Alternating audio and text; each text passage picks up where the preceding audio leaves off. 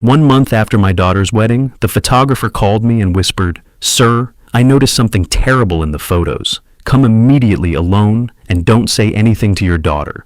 Before we continue, please subscribe to the channel and let us know where you are listening in the comments. The phone rang just as I set down my coffee. Tuesday morning, quiet house. Financial report spread across my desk. The kind of peaceful moment I'd earned after 40 years building Reynolds Hardware. 3 stores across Phoenix. Good business, good life. I almost didn't answer the unknown number. "Mr. Reynolds?" The woman's voice trembled. "This is Carolyn Thornton. I photographed Jacqueline's wedding last month. I need to see you immediately, alone. Please don't tell your daughter." My hand tightened on the phone. "What's wrong?" "I can't explain over the phone, but I found something in the photographs, something very serious." The air in my office changed, became thinner somehow. "What kind of something?" "Tomorrow morning, 9 o'clock, my studio downtown. Please, Mr. Reynolds, come alone." Before I could respond, Wendy's voice exploded from the kitchen. "Ben, I told you 3 times already. I need that car. My Honda is embarrassing. You promised you'd ask him today." Benjamin's laugh rumbled from the living room, some television show blaring beneath it. "I'll be there," I said into the phone, barely hearing my own voice. Carolyn exhaled. "Thank you. I'm so sorry, Mr. Reynolds. I really am." She hung up. I sat motionless at my desk, the phone still pressed to my ear, staring at the framed photograph on my wall. Jacqueline in her wedding dress, radiant. Samuel beside her in his tuxedo. 1 month ago. $65,000 I'd spent on that day. Worth every penny to see my eldest daughter happy. Something very serious in the photographs. "Dad!" Wendy appeared in my doorway, phone in one hand, car keys in the other. "Did you hear me? I need money for a new car. The Honda is 7 years old and it's humiliating." I looked at my youngest daughter, 31 years old, living in my house for 4 years now. Temporarily, she'd said, when she moved in after her divorce. Benjamin had followed 6 months later. No rent, no end date. "We'll talk about it later, sweetheart." "Later? I need to go to the dealership this week. Melissa got a new Lexus and I can't keep showing up in that piece of junk." I turned back to my computer screen, the numbers blurred. "Dad, are you listening?" "Later, Wendy." She huffed and disappeared. Her footsteps stomped up the stairs. A door slammed. I picked up my coffee. Cold now. Through my office window, the Paradise Valley morning stretched bright and cloudless. July heat already building. Everything looked normal, felt wrong. The day crawled forward. I tried focusing on inventory reports, quarterly projections, payroll schedules. My mind kept circling back to Carolyn's trembling voice. The wedding had been perfect, hadn't it? Jacqueline had glowed. Samuel had been attentive. The ceremony at the Botanical Gardens, reception at that upscale resort. Everything elegant, tasteful, expensive. What could possibly be wrong with the photographs? Around noon, Benjamin wandered into my office without knocking. Never knocked. Just walked in like he owned the place. "Hey, Pops. Wendy says you're being weird about the car thing." I didn't look up from my computer. I said we'd discuss it later. "Yeah, but she's pretty set on it. Maybe just give her the money, keep the peace." He leaned against my doorframe, arms crossed. 38 years old, no job. Living off my daughter's allowance, which meant living off me. "Benjamin, I'm working." Sure, just saying, happy wife, happy life, right?" He grinned and left. Happy wife. He'd never married Wendy. 4 years together, living in my house, and he couldn't be bothered to make it official. But he had opinions about how I should spend my money. I stood and walked to my window. Below, my pool sparkled unused. The guest house where Wendy and Benjamin stayed sat at the far edge of the property. Separate entrance, full kitchen, 2 bedrooms. I'd had it built thinking visiting grandchildren might use it someday. No grandchildren, just Wendy and Benjamin. The afternoon bled into evening. I heated leftover pasta, ate alone at my kitchen counter, while Benjamin occupied my living room and Wendy video called someone upstairs, her laugh piercing through the ceiling. At 7:30, my doorbell rang. Jacqueline stood on my front step, perfect as always. Tailored blazer, designer jeans, that smile she'd inherited from her mother, my eldest, my successful one.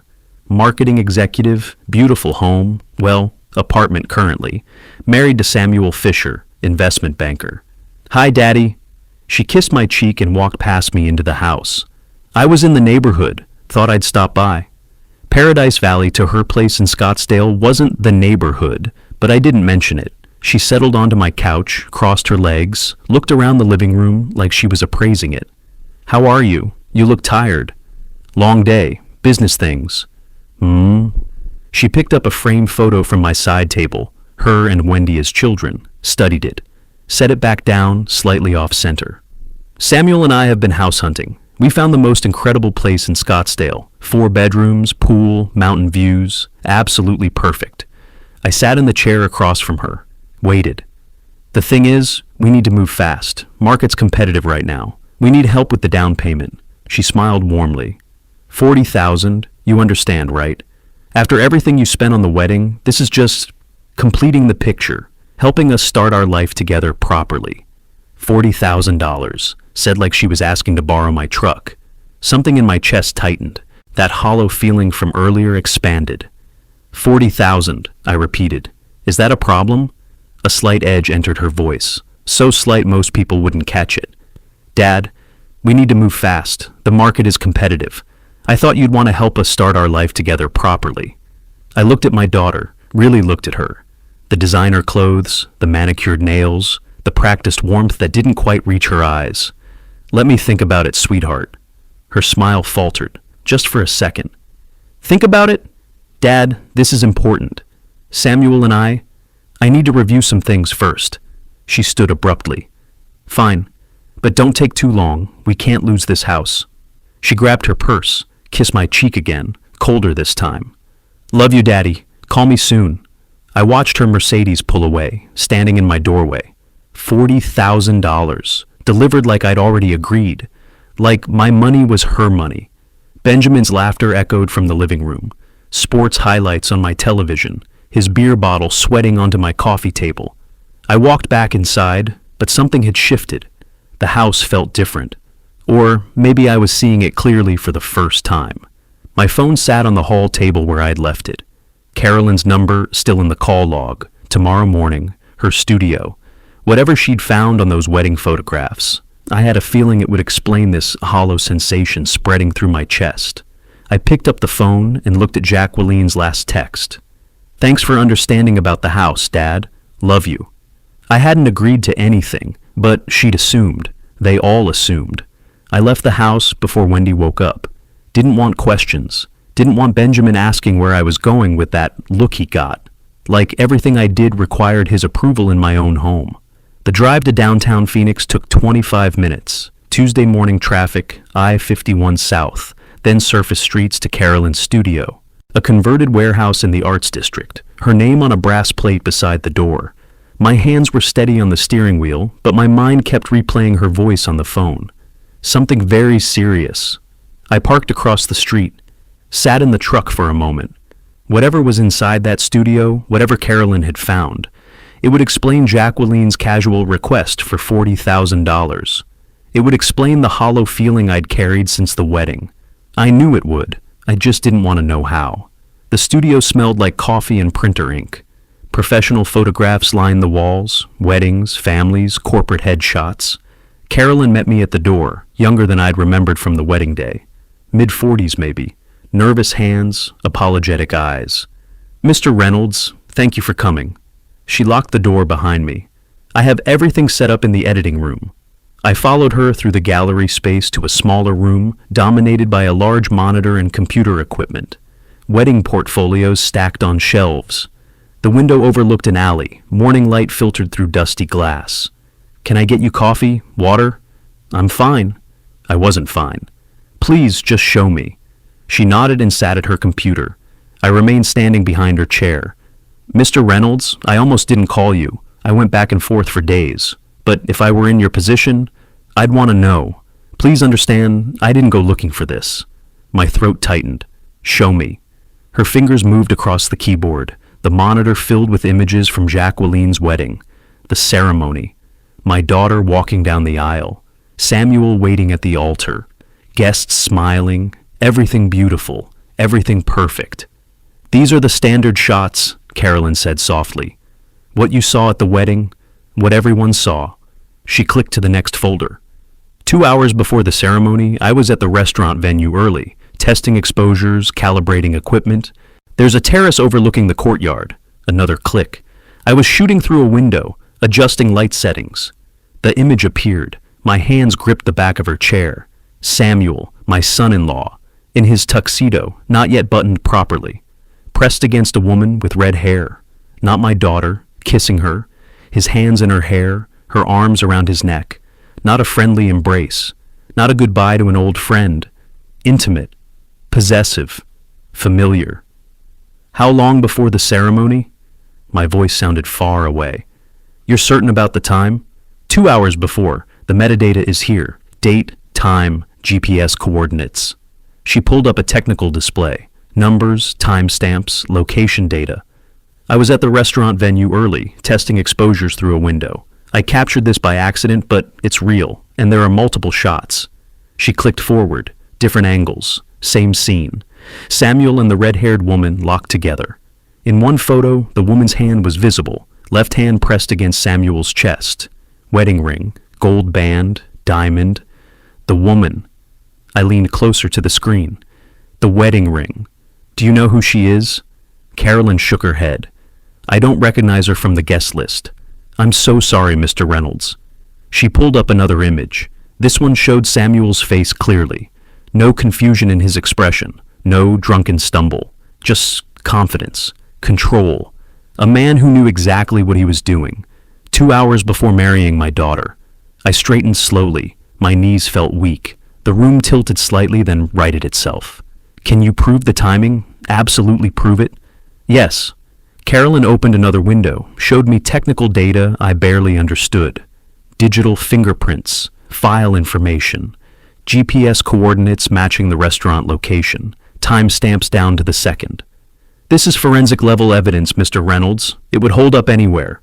She reached into her desk drawer and pulled out a small flash drive. Everything is here, all the photos, all the metadata, technical documentation. I made copies. She held it out to me. I don't know what you'll do with this information, but I believe you should have it. I took the flash drive, closed my fist around it. Don't apologize, I said. You did the right thing. The drive back to Paradise Valley passed in a blur. I gripped the steering wheel tight, stared at the road, but my mind was somewhere else entirely. Samuel Fisher, investment banker, polished, articulate, successful, everything I'd wanted for my daughter. Kissing another woman 2 hours before their wedding. A woman wearing a wedding ring. Not a mistake, not cold feet. Calculated, deliberate. Why marry Jacqueline at all? The question circled my thoughts like a vulture. Why go through with a $65,000 wedding to a woman you were betraying hours before the ceremony? Why make those vows? Why smile in those photos? What was the point? My truck knew the way home without my thinking. Paradise Valley streets, my neighborhood, my driveway. The flash drive sat in my pocket, heavy as a stone. I pulled into my driveway just after 11. The house looked the same as when I'd left 2 hours ago. Same desert landscaping, same security light that needed fixing, same everything. But I wasn't the same. I opened the front door. Benjamin sprawled across my leather recliner, beer in hand, some game show blaring. He didn't look up. Hey, old man, grab me another beer while you're up. From upstairs, Wendy's voice. Dad, is that you? I need to talk to you about money for the spa this weekend. I stood in my own entryway, flash drive in my pocket, and something inside me that had been bending for years finally snapped. My daughter's husband, cheating, 2 hours before the wedding. My other daughter, living in my house, demanding spa money. My son-in-law, ordering me to bring him beer, in my chair, in my house. I closed the door behind me with a quiet click. They thought I was the same man who'd left this morning. They were wrong. Sleep was impossible. I sat in my office past midnight, the flash drive from Carolyn on the desk beside my laptop. Every time I closed my eyes, I saw those photographs. Samuel's face, confident, not guilty, not confused, confident. I opened my laptop and pulled up the wedding budget spreadsheet. $65,000 I'd spent. Venue, catering, photographer, flowers, band. Everything Jacqueline wanted. But she'd insisted on one thing specifically, cash gifts. No registry, no toasters or china patterns. Dad, we're starting fresh. We need flexibility. Cash is more practical. I'd thought she was being mature, practical. Now I wondered what I'd actually paid for. I grabbed a legal pad and started writing. Numbers, dates, details that suddenly seemed wrong. The guest list had been 200 people, mostly my business associates, my friends, people who'd known Jacqueline since childhood. Each envelope at the reception. I remembered the gift table overflowing. Jacqueline had hired someone specifically to collect them, count them, catalog them. $45,000 in cash and checks. She'd told me the total the week after the wedding, laughing about their good fortune. Samuel and I are so blessed, Dad. Everyone was so generous. I wrote that number down, circled it. Then I remembered something else. My business partner, Marcus Chen, had handed Samuel a check directly at the reception. Welcome to the family, son. Start your life right. I'd been standing there. $15,000. Marcus was wealthy, generous to people he respected. Samuel had pocketed that check and smiled. Thank you, sir. We won't forget this. $60,000 total from one wedding. For a couple supposedly starting out. Why marry Jacqueline at all? I stared at that question on my legal pad. If Samuel had another woman, a woman wearing a wedding ring, why go through with a $65,000 ceremony? Why smile in those photos? Why take those vows? Unless the vows didn't matter, unless the money did. My stomach turned, the night dragged on. I made coffee around 3 in the morning, stood at my kitchen window, watching the dark desert hills. Somewhere in Scottsdale, Jacqueline slept beside the man who'd betrayed her hours before their wedding. Or maybe she knew. Maybe she didn't care. That thought was worse than the first. At 7, I showered and dressed. Business casual, khakis, polo shirt. Left the house before Wendy woke up. Didn't want questions. Didn't want to see Benjamin sprawled on my couch. The bank opened at 9. I drove to the downtown Phoenix branch where I did my business banking. Professional territory. Safe ground. The manager, Patricia Williams, greeted me in her office. We'd worked together for 15 years. Mr. Reynolds, what brings you in this morning? I wanted to verify a check I wrote. Wedding gift for my daughter, $20,000. Want to make sure it cleared properly. Patricia pulled it up on her computer. Let me see. Yes, here it is. Joint account for Samuel and Jacqueline Fisher. Check cleared without issues. Joint account, I said casually. When did they open that? Patricia scrolled. Looks like 2 months ago, May 10th. 2 months before the wedding. Not years. Not when they got engaged. 2 months. They must have moved fast on wedding planning, I said, keeping my voice light. Young people these days. Patricia smiled. Everything happens quickly. I thanked her and left. In my truck, I sat with the engine running, May 10th. They'd opened a joint account specifically to receive wedding money, planned it, coordinated it. This wasn't romance, this was logistics. I drove home through late morning traffic, mind churning. The house looked quiet when I pulled into the garage. Benjamin's car was there, old Camry he refused to maintain, always asking for money to fix it. I entered through the garage door to the kitchen, planned to go straight to my office. Then I heard Wendy's voice from upstairs. Yeah, Dad looks suspicious lately. Her voice carried down from the second floor landing. Phone conversation, volume too loud, the way she always talked. I don't know, different somehow. But don't worry, sis. Ben and I can stretch this another 6 months easy. By then he'll cave and buy us that condo just to get rid of us. I froze in the hallway. Jacqueline's voice came through the phone speaker. Wendy had it on high volume, laughing. Perfect. I've got 2 more months of playing happy wife. Then I file. Half those gifts are legally mine in Arizona. Samuel already agreed to 60-40 split. Easiest $45,000 I ever made. My hand found the wall, steadied myself. Wendy laughed. And Sam's little girlfriend doesn't even know about the plan. This is perfect. Dad's so busy feeling proud of your marriage, he doesn't see anything. Keep him distracted, Jacqueline said. Make him think you need something big. That way when I ask for the house down payment, it won't seem excessive by comparison. Already on it, asked him for a new car yesterday. He looked annoyed, but he'll come around. He always does. I backed away, silent, careful. Each step measured until I reached my office. Closed the door, leaned against it. My hands were shaking. 2 daughters, Both lying, both using me. One planning divorce to steal wedding money, the other squatting in my house, running out the clock until I bought them off. Playing happy wife, easiest $45,000 I ever made. I'd almost let it happen, almost written Jacqueline that $40,000 check for her house down payment. Almost. I sat down at my computer, typed, property lawyer, Phoenix, Arizona. Robert Mackenzie's name appeared third in the search results. 25 years experience, real estate law, family trusts, asset protection. His office had an opening tomorrow morning at 9. I made the appointment. Then I sat back in my chair and looked at my closed office door. Beyond it, Wendy was probably still on the phone. Benjamin was probably still planted on my couch, both comfortable, both confident. They had no idea what was coming. I didn't either, not exactly. But tomorrow I'd start finding out. Tomorrow I became something other than a wallet with a heartbeat. Mackenzie's office was in a glass building downtown, 23rd floor. I arrived 10 minutes early and spent them in the parking garage, organizing my folder one last time. Wedding spreadsheet. Flash drive from Carolyn. My notes from last night. 3 pages of timelines, quotes, dollar amounts. Evidence. The elevator ride up felt longer than it was.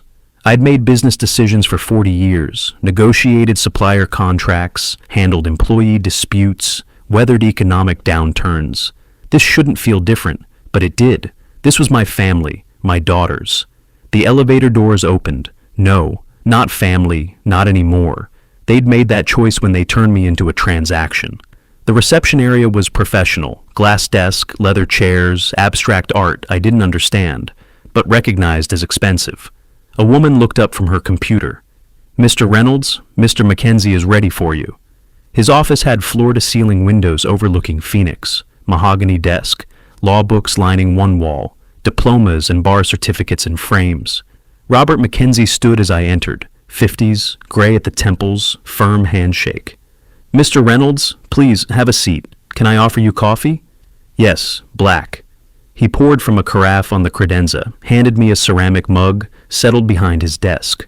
"I reviewed your intake form. You mentioned property issues and family matters. Tell me what's happening. Start wherever makes sense to you." I placed my manila folder on his desk, opened it methodically. "A month ago, I paid for my daughter's wedding. $65,000. 3 days ago, the photographer showed me pictures of my son-in-law with another woman, 2 hours before the ceremony. Yesterday, I discovered my daughters planned this. The marriage was a scam to collect cash gifts and split them." Mackenzie's pen paused over his legal pad. "When you say plan this, you have evidence both your daughter and her husband intended to divorce from the beginning?" I overheard my younger daughter on the phone with her sister. Quote, "2 more months and I file for divorce. Half the gifts are legally mine. Samuel already agreed to 60-40. Those were my daughter's exact words. I slid the flash drive across his desk. "The affair photos are here, metadata included, timestamps, GPS coordinates, everything." Mackenzie inserted the drive into his computer, clicked through files. His expression didn't change, but his jaw tightened slightly. "And your younger daughter?" "Wendy. She's been living in my house for 4 years. Her boyfriend with her. No rent, no lease, constant money demands." I pulled out my handwritten notes. Yesterday's phone call. She told Jacqueline they'd stretch it another 6 months until I bought them a condo. Mackenzie made notes, circled specific details. Underlined 4 years and no lease. "Mr. Reynolds, in Arizona, property law is very clear. Your house is your property.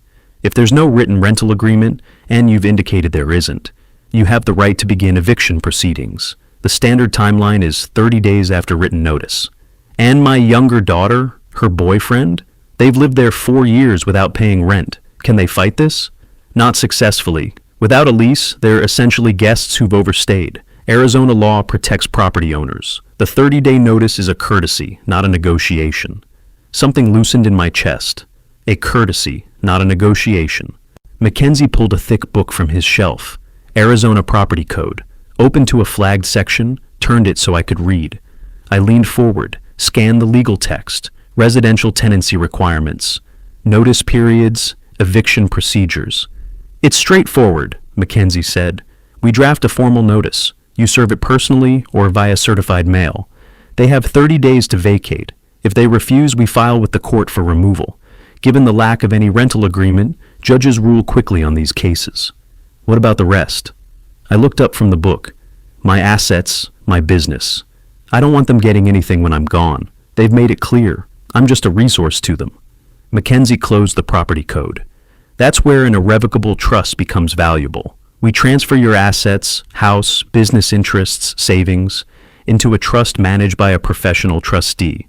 You maintain control during your lifetime, but after death, distribution follows your instructions. It's much harder to challenge than a simple will. Harder to challenge, I repeated. Nearly impossible if structured correctly. A will can be contested. People claim undue influence, mental incompetence, all sorts of arguments.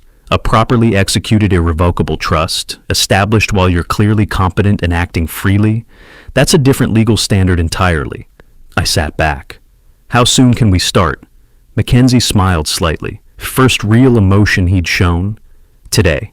I'll need you to sign an engagement agreement. My fees for this work, eviction notices, will revision, and complete trust creation will be $8,500. The trust work alone typically runs $6,000, but given the connected nature of your situation, I can offer a package rate, $8,500. I'd spent $65,000 on a fake wedding, another $45,000 collected by my daughter and her accomplice husband. Tens of thousands more over 4 years supporting Wendy and Benjamin. That's acceptable. Mackenzie pulled documents from his drawer. Engagement agreement, fee structure, timeline estimate. We'll have the eviction notices drafted by Friday morning. You'll serve them this weekend. I recommend doing it personally, so there's no question of receipt. After service, the 30-day clock starts. They must vacate by that date or face legal removal. And the trust? 2 to 3 weeks for complete asset transfer. I'll work with your financial institutions directly. We'll need current statements for all accounts, property deeds, business ownership documents. My paralegal will coordinate with you on specifics. He slid the contract across his desk. I read it carefully. Years of business had taught me that. Scope of work, fee schedule, timeline, everything Mackenzie had promised, formalized in legal language. I signed with a steady hand. Mackenzie countersigned, dated it, handed me copies. Mr. Reynolds, I should mention, this will likely destroy your relationship with your daughters permanently. Once you serve those eviction notices, once they discover the trust structure, there's no walking this back. I know. And you're prepared for that? I thought about Wendy's laugh on the phone, Jacqueline's casual cruelty, playing happy wife, easiest $45,000 I ever made. They destroyed the relationship themselves. I'm just acknowledging reality. Mackenzie nodded. Then we're clear. I'll call you Friday morning when the documents are ready. We shook hands again, longer this time. Something passed between us, professional respect maybe, understanding. I left his office with copies of the contract, timeline outline, trust structure summary, legal documents that meant one simple thing. I was taking my life back. The elevator down was faster than the ride up, gravity working in my favor. In the parking garage, I sat in my truck with the contract copies on the passenger seat. Eviction procedures, will modification summary, trust structure outline. My phone buzzed, text from Jacqueline. Dad, did you think about the down payment? We really need an answer. The house won't wait forever. I looked at the message for a long moment. $40,000. For a house she'd live in for 2 months before filing for divorce.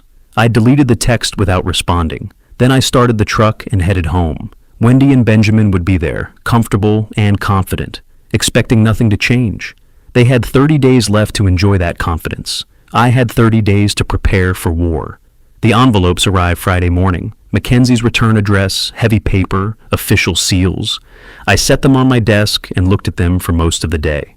By evening, I was ready.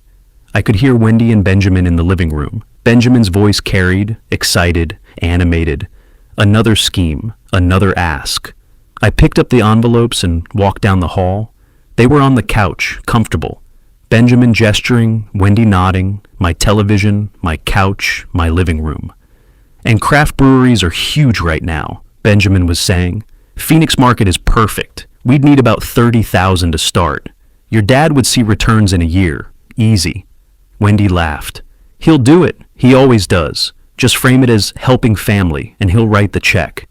I stepped into the room. They looked up, smiling, expecting nothing. I placed the envelopes on the coffee table between them. "What's this?" Wendy picked up hers, puzzled.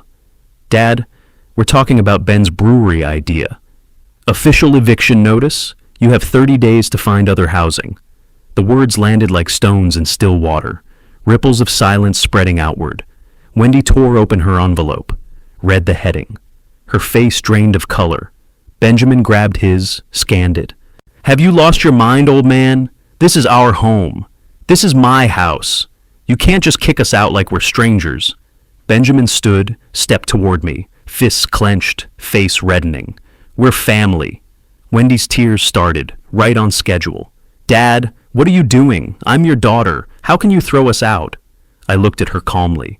"You haven't paid rent in 4 years. You don't respect me. You see me as a wallet. Time to grow up." "This is insane."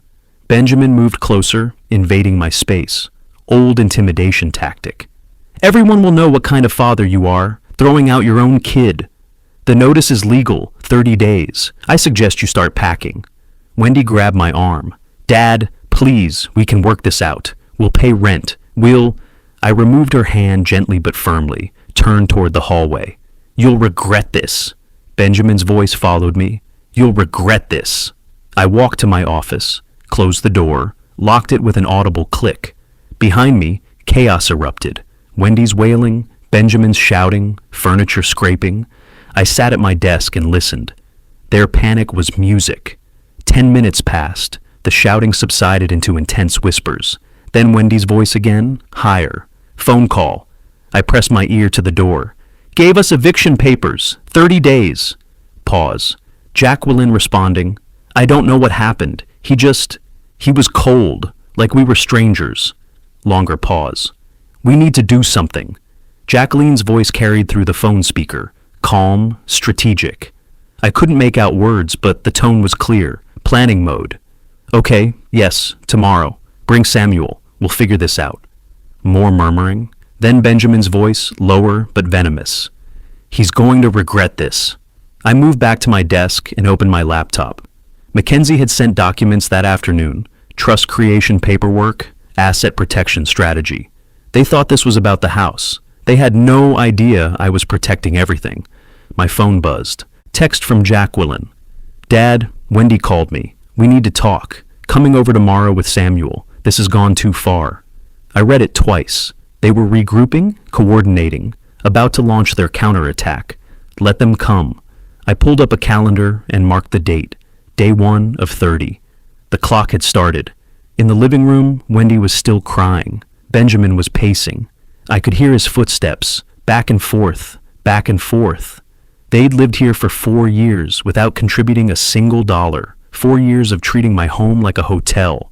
4 years of demands and disrespect and assumptions. 30 days left to enjoy that privilege.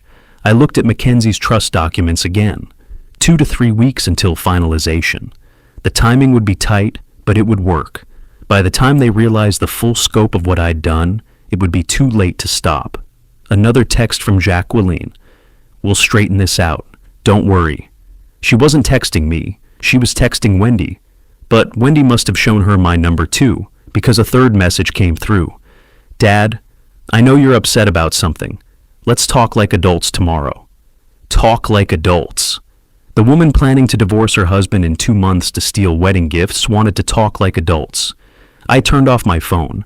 Tomorrow they'd come with their performance. Concerned daughter, diplomatic son-in-law, reasoned arguments, emotional manipulation. I'd seen the documentary already. I knew how it ended. Outside my office door, the house finally went quiet. Wendy and Benjamin had probably gone upstairs to strategize, or cry, or drink. I didn't care which. I opened a notebook and started writing, documenting the evening, their reactions, their threats, Benjamin's aggression, Wendy's tears, everything Mackenzie might need if this ended up in court. The pen moved steadily across the page, factual, detailed, dispassionate. Somewhere during the 4th year of their residence, I'd stopped being a father and become an ATM. Now I was neither. I was a property owner exercising his legal rights, and I had 29 days left to prepare for whatever came next.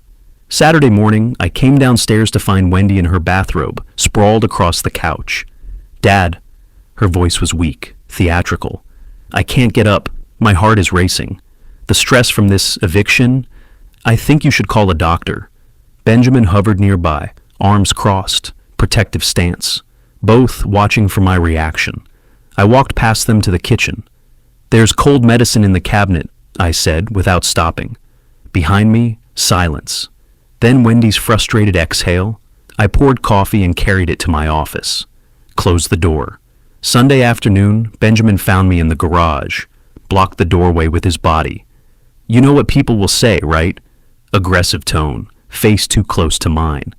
"That you threw out your own daughter, your pregnant daughter." Wendy wasn't pregnant, just another lie. "Your business partners, your church friends, they'll all know what kind of man you really are." I checked my watch. "The eviction is legal. You have 26 days left. Now move." He didn't. We stood there for 10 seconds. 20. His jaw working, fists clenched. Finally, he stepped aside.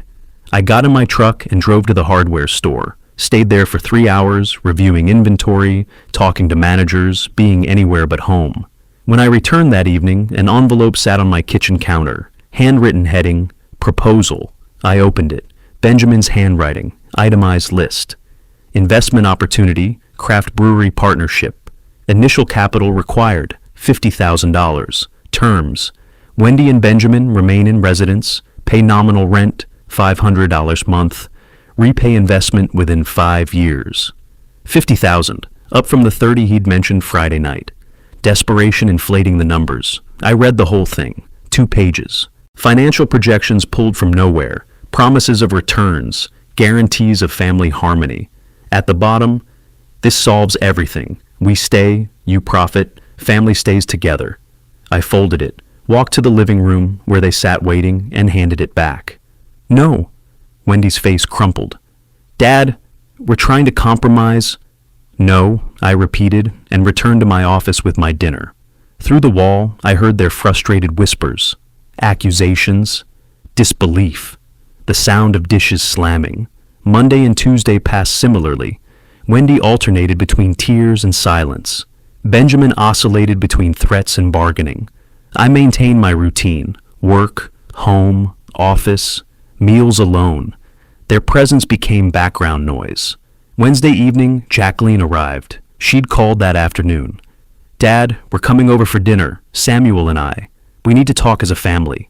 Not a request, an announcement. They arrived at 6. Jacqueline carried grocery bags. "We're cooking tonight. You work too hard." Samuel smiled, firm handshake. "Horace, hope you don't mind us just showing up." Jacqueline was worried. Families should support each other through difficult times. They took over my kitchen. Jacqueline chopped vegetables. Samuel set the table. Wendy emerged from upstairs, makeup perfect. No sign of her illness. Benjamin appeared, freshly showered, playing the reasonable adult. An intervention, carefully staged. We sat for the meal they had prepared. Chicken, rice, salad, nice presentation. Jacqueline poured wine. Samuel made small talk about his car sales work. Everyone performed normalcy. Then Jacqueline shifted gears. "Dad, this house must be a lot to manage alone. All these rooms, the yard work, the maintenance. Have you thought about something smaller? A nice condo?" I cut my chicken, chewed slowly. Samuel picked up the thread. "The real estate market is strong right now. Houses in Paradise Valley sell fast. You could get top dollar, help set everyone up comfortably." There it was. Jacqueline touched the picture frame on the side table, adjusted it, territorial gesture. "We'd help you move, of course, and whatever proceeds you got. It would be nice to share with family, help Wendy and Ben get started, help Samuel and me with our house down payment. Everyone benefits." The house. They wanted the house sale money, not inheritance someday. Now. The realization clicked into place with perfect clarity. "Dad, I'm just saying, you're getting older. Wouldn't it be easier to have something manageable, less responsibility?" I set down my fork, looked at each of them. Jacqueline, Samuel, Wendy, Benjamin, 4 faces, 4 different masks, 1 agenda. "I'm not selling my house," Jacqueline laughed lightly, edge underneath. "Dad, no one's pressuring you. We're just concerned." I stood. Thank you for your concern. I'm fine. Good night. The scrape of my chair, the walk to my office, the door closing. Behind me, shocked silence, then urgent whispers. I grabbed my phone and dialed Mackenzie's cell. I need to see you tonight. It's urgent. I'll be at the office in 30 minutes. I waited until I heard their cars leave. Jacqueline's Mercedes, then Benjamin's Camry following, coordinating, planning their next move. I grabbed my keys and drove downtown. Mackenzie's office was lit, 23rd floor window glowing. He met me in the lobby. They're coordinating strategy to acquire my assets, I said as we rode the elevator up. The eviction triggered something. Now they want me to sell the house, split the proceeds. Tonight's dinner was reconnaissance. In his office, Mackenzie pulled out fresh documents. Then we accelerate the trust creation. Everything, house, business, savings, transfers to professional management. You maintain full control during your lifetime. But after death, distribution follows your exact instructions. They can't challenge it, can't manipulate it. How fast can we move?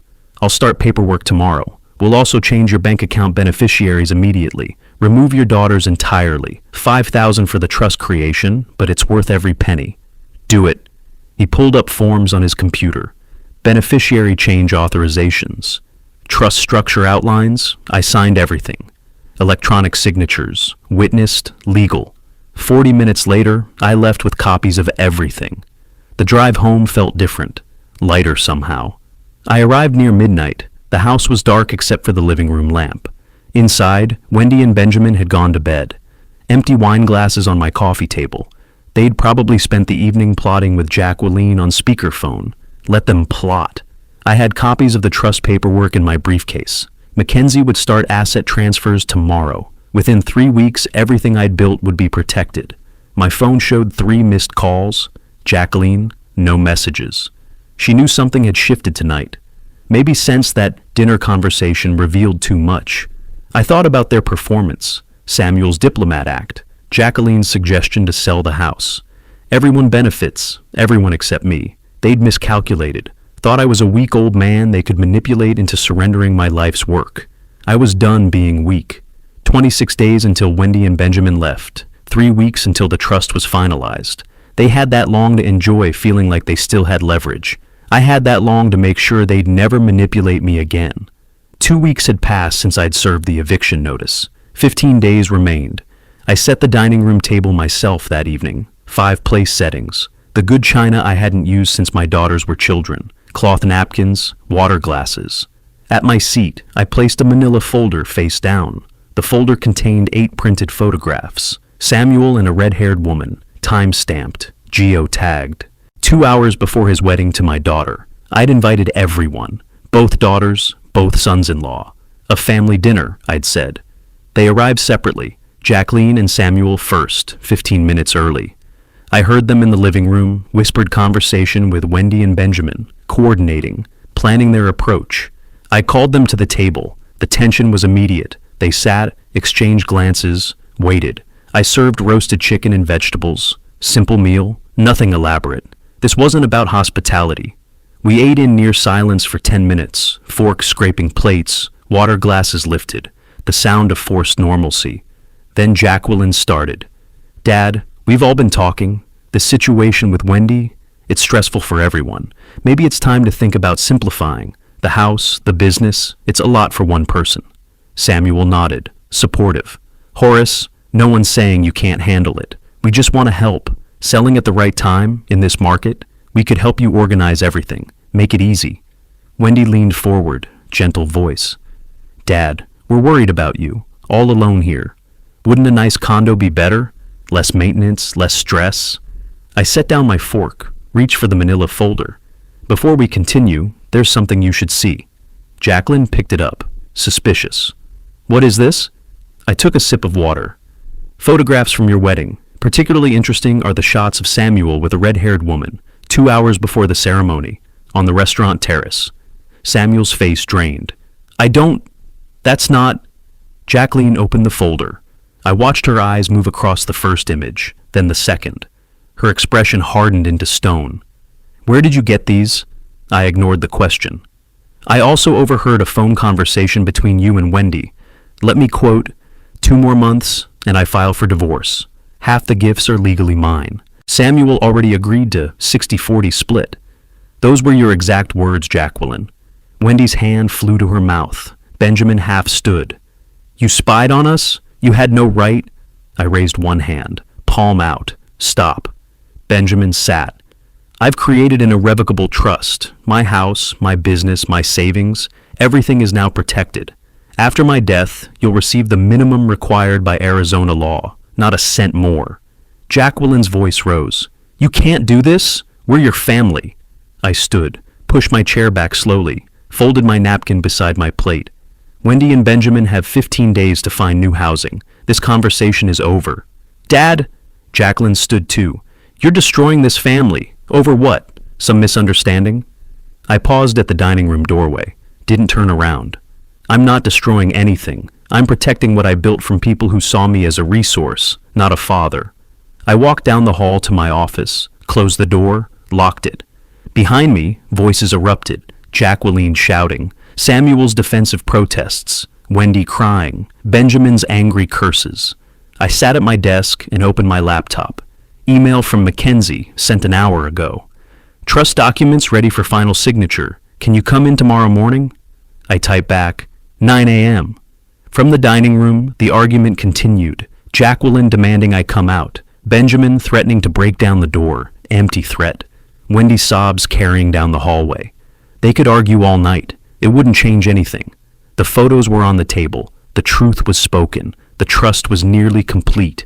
15 days until Wendy and Benjamin left my house. However long it took for Jacqueline and Samuel's fraudulent marriage to collapse on its own. I'd spent 2 weeks watching them manipulate, scheme, coordinate. Watching them treat my home like their playground and my wallet like their property. Now they knew I'd been watching back, and I'd already won.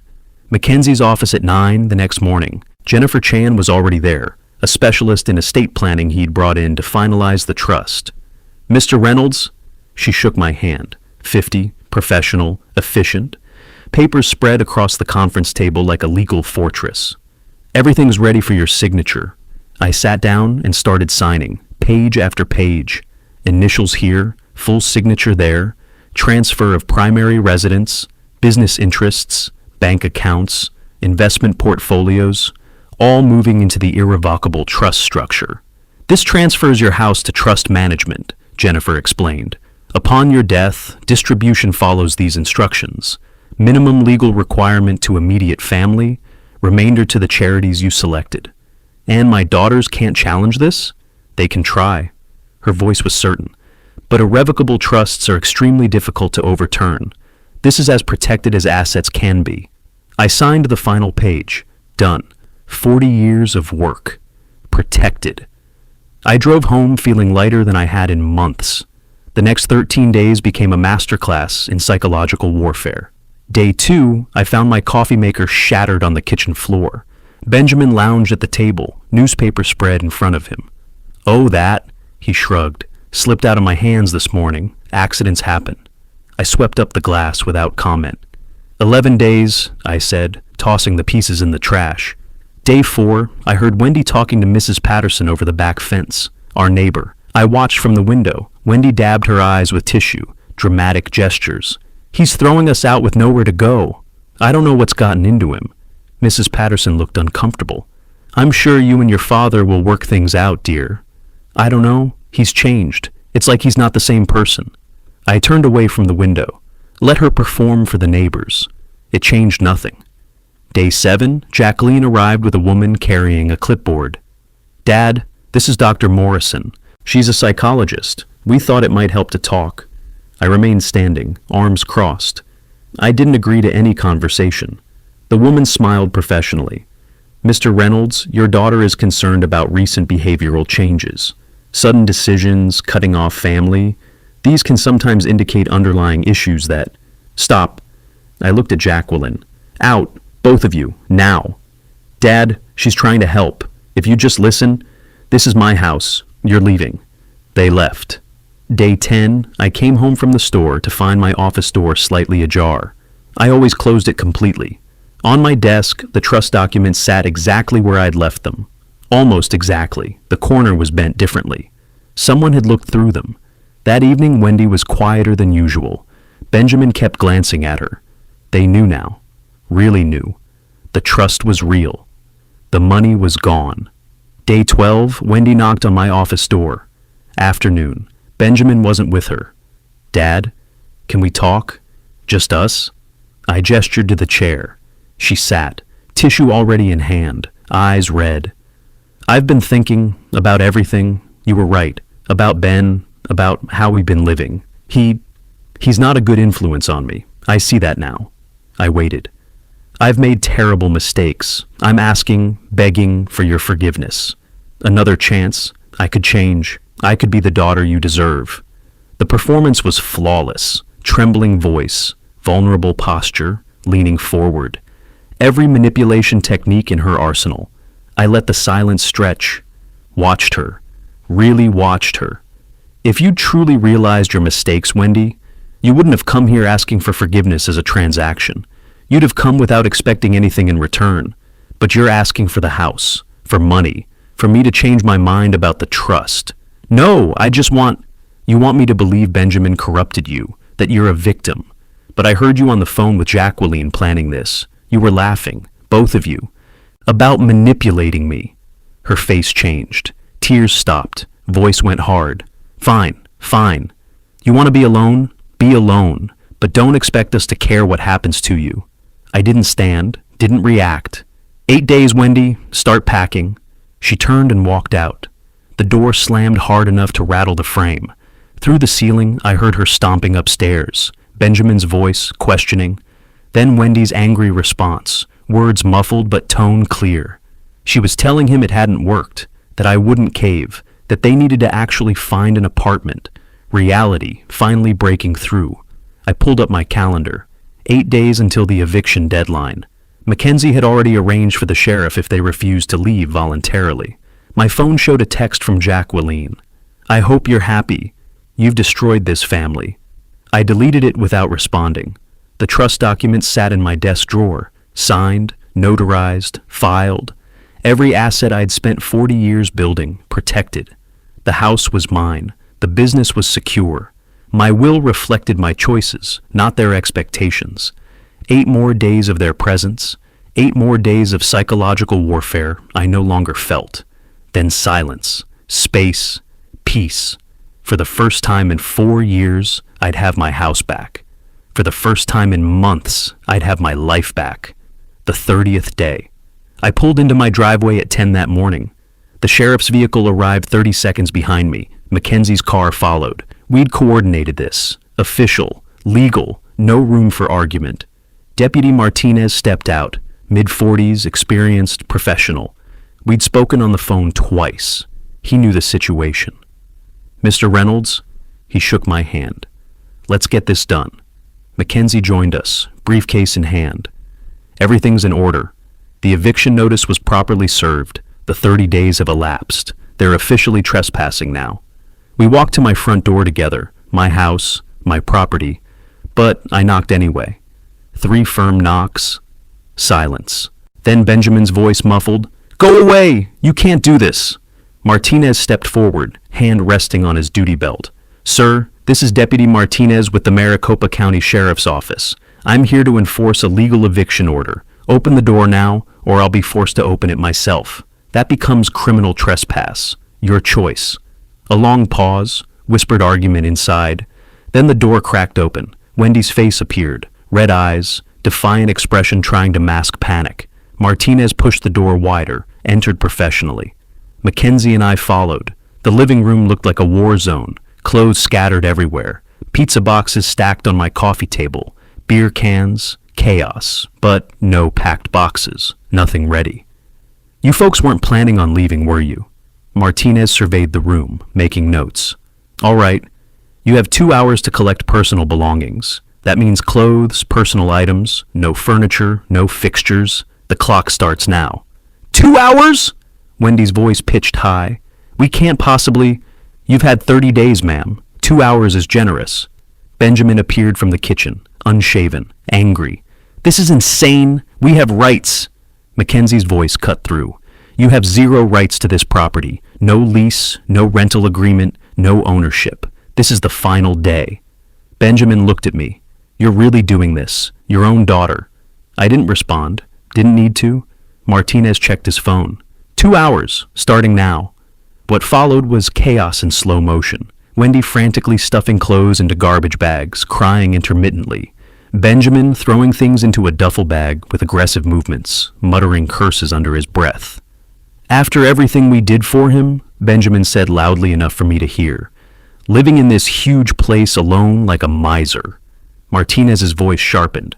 Sir, this is Mr. Reynolds' property. I suggest you focus on packing and keep comments to yourself. I stood in the doorway, watched, didn't help, didn't speak, just witnessed them dismantling their unauthorized residency piece by piece. Wendy tried catching my eye multiple times. The manipulation playbook was still open, but I'd memorized every page, knew every trick, wasn't falling for any of it. 2 hours later, they carried the last bags to their car, an older sedan, dented, struggling financially already. At the car, Wendy turned, last attempt. You'll regret this. When you're alone and need help, don't come crying to us. I met her eyes, calm, certain. I won't. They drove away, Wendy's car disappearing down the street, taking their presence, their demands, their manipulation with them. I stood in my doorway, my house, truly mine for the first time in 4 years. Martinez handed me paperwork. They're officially out. If they return without permission, call immediately. That's criminal trespass. Thank you, Deputy. Mackenzie shook my hand. Well done, Horace. Most people cave before this point. You held the line. After they left, I walked through the house slowly. Living room where Benjamin had sprawled. Kitchen where Wendy had demanded money. Upstairs where they'd occupied the guest room like permanent royalty. Empty now. All of it. Mine. That evening, my phone rang. Jacqueline. I considered not answering, but curiosity won. Yes? I hope you're satisfied. Her voice was ice. You destroyed this family, everything we had. Was it worth it? I looked at the family photo on the shelf. Old picture, different time, different people. I didn't destroy the family, Jacqueline. I stopped letting it destroy me. Silence. Then her voice cracked slightly. You've changed. I don't even know who you are anymore. I'm the same person. I just stopped pretending I didn't notice being used. We'll see how long you last alone. You'll need us eventually. She hung up. I set the phone down. 3 days later, it buzzed with a text from an unknown number. Samuel. I read it standing in my kitchen. Horace, I saw the photos. I know you know. Look, Jackie knew about my relationship too.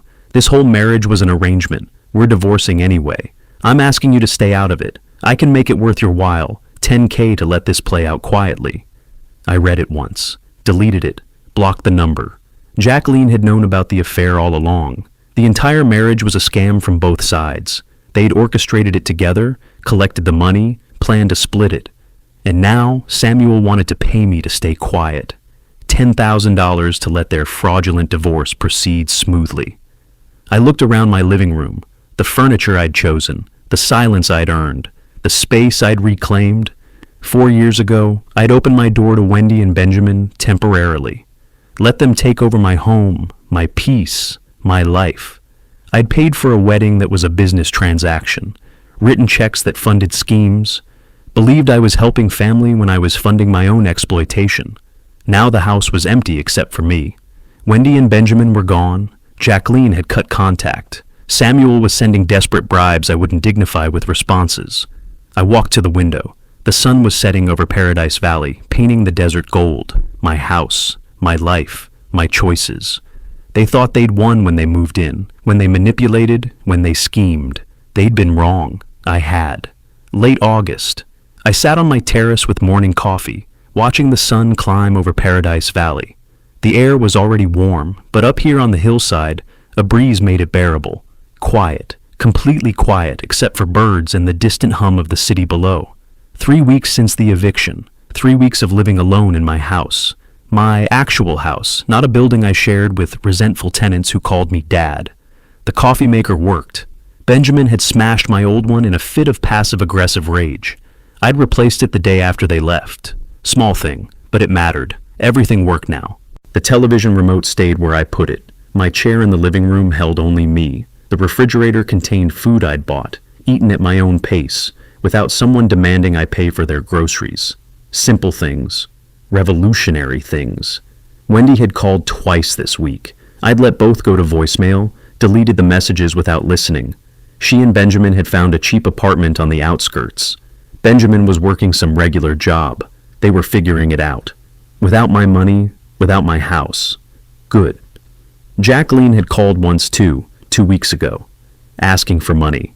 I need help with a down payment after the divorce. Just $20,000. You're my father. I'd said one word, no, then hung up. No explanation, no guilt. Just boundary. She and Samuel had divorced as planned. The court had sorted through their wedding gift situation. Both lost money to lawyers. Ironic justice. They'd schemed to collect cash, ended up spending it on legal fees to divide what remained. The postman arrived mid-morning. I retrieved the mail, carried it back to the terrace. An envelope from Mackenzie's firm. Heavy paper. I opened it with my letter opener. Final trust documents, all filed, all secured. Mr. Reynolds, the letter began. All trust documents have been finalized and filed with the state. Your business interests have been transferred to trust management. Estate distribution instructions are secured. You maintain full control during your lifetime, with ironclad protection thereafter. I read it twice, then set it aside. Complete. Legal fortress built. Estate protected. Life reclaimed. My phone sat on the table beside the guitar learning book I'd been working through. Wednesday I had my third lesson. I'd always wanted to play. 40 years of meaning to, someday when there was time. There was time now. Friday I volunteered at the senior center, doing repairs. My hardware expertise, useful, helping people who needed it, who appreciated it, who didn't demand it as entitled right. The phone rang. Unknown number. I almost didn't answer, then did. This is Horace. Mr. Reynolds? A woman's voice, familiar. This is Carolyn Thornton, the photographer from your daughter's wedding. I hope you don't mind me calling. I've been thinking about you, wondering how things turned out. Carolyn, the woman who'd shown me the truth. Carolyn, no, I don't mind at all. Actually, I'm glad you called. Relief in her voice. I wasn't sure if I should. That day in my studio, showing you those photos, I've thought about it so many times. I hope I did the right thing. You did. You absolutely did. Those photos changed everything. You gave me truth when everyone else was feeding me lies. And how are things now, if you don't mind me asking? I looked out over the valley, the morning light, the peace. Things are good, Carolyn. For the first time in a very long time, maybe years, things are truly good. I'm so glad to hear that. You deserve peace. I surprised myself. Would you like to get coffee sometime? I'd like to thank you properly, and honestly, it would just be nice to talk. She was smiling. I could hear it. I'd like that. How about next week? Next week sounds perfect. After we hung up, I stayed on the terrace. Coffee with Carolyn next week. A guitar lesson on Wednesday. Volunteer shift at the senior center. Friday. Business inspection Thursday. A life, a routine. Built around what I wanted, not what others demanded. I thought about the journey. The photographer's call that shattered my illusions. The evidence. The overheard conversation. The lawyer consultations. The eviction notice. The family dinner where I'd laid everything bare. The final days of psychological warfare. The sheriff at my door. Each step necessary. Each boundary essential. My daughters thought I'd destroyed the family, that I'd chosen loneliness over love. They were wrong. I'd chosen myself over their version of love that looked suspiciously like theft. I'd chosen peace over obligation. I'd chosen truth over comfortable lies. The sun climbed higher, warming the terrace. I finished my coffee. Inside, the guitar waited. A life waited. A future built on honest foundations, not manipulative quicksand. Wendy would call again. I'd let it go to voicemail again. Benjamin might text. I'd delete it. Jacqueline might demand. I'd decline. They were learning to solve their own problems. I was learning to let them. The trust document sat on my desk inside, every asset protected, every decision mine.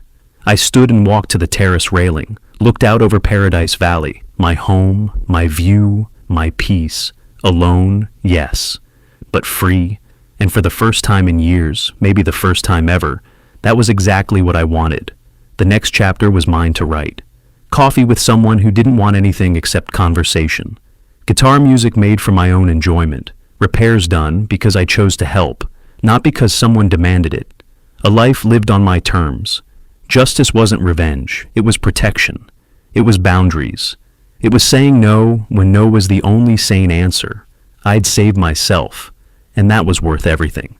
If you like this story, please like this video, subscribe to the channel, and share your impressions of this story in the comments. To listen to the next story, click on the box on the left. Thank you for watching.